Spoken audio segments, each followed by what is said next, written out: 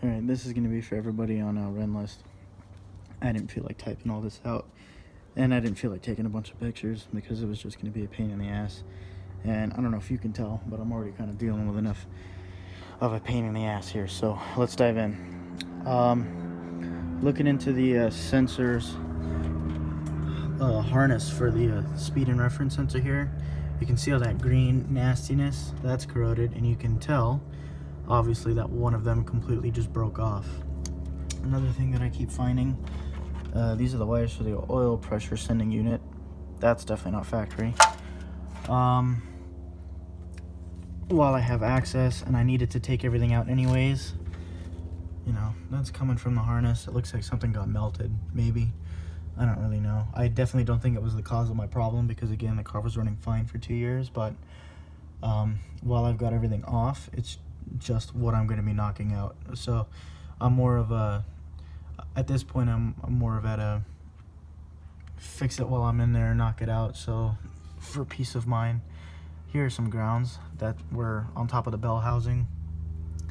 Quite honestly, that's just stupid. That's such a stupid place to put it. Underneath the heater core valve switch or whatever this is underneath there, that's what it appears to be. There's like a 13, and it's like these are caked in oil from the back of the valve cover, or from the back of the head, sorry. And that's just dumb. So I'm gonna do my best to relocate those to the top of the firewall where the other ground is, and seal everything up. I'll give you an update on all the other things that I'm working on while I've got everything out. Got the throttle body off, and you can see what I cleaned. There's the seal. Seal's in good shape. TPS. Oops. One thing I noticed too, resealed up my AOS, this time with a better seal, so this actually fits now. So that's going to get rid of that. Hopefully that'll solve some of my vacuum leaking issues. While I've got the intake off, I'm going to paint this. You can kind of see that I've been cleaning it up. Let me know if you guys want me to do just a tiny little quick video on the process that I've been using to get this cleaned up, and then I'll definitely be sure to post the results of getting this painted or whatever. Just for fun, something to keep me occupied in the interim. You can see that the inside of the actual plug melted in there. I don't know if this was sitting on top of the... Yeah, that's just tragic. I don't know what someone was thinking when they were working around that. J-boot is new. There's the new AFM, you know, so narrowing it down. And I'll also I've been meaning to get around to doing the install for the fuel pressure gauge that I did.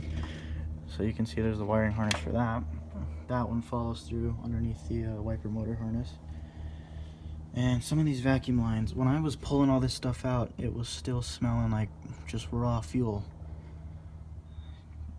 And some, you know, kind of oily gas deposits in there. I'm not a big fan of that. I'm not really sure what the cause of it is, but I'll give you a peek at the brand new injectors. When I pulled these out, these were even wet, and I just put those in last week. These have all been sonically cleaned and flow tested and backflow tested. There's my god awful fuel line. That's a fire waiting to happen. Pressure regulator's new. I still got to do the damper, but the damper definitely isn't the cause of my issue because my fuel pressure is normal. But yeah, as far as an update goes, that's where I'm at.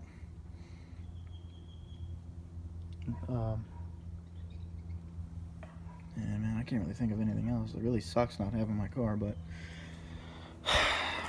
hopefully this isn't, it's got to get done, so I'd rather not half-ass it.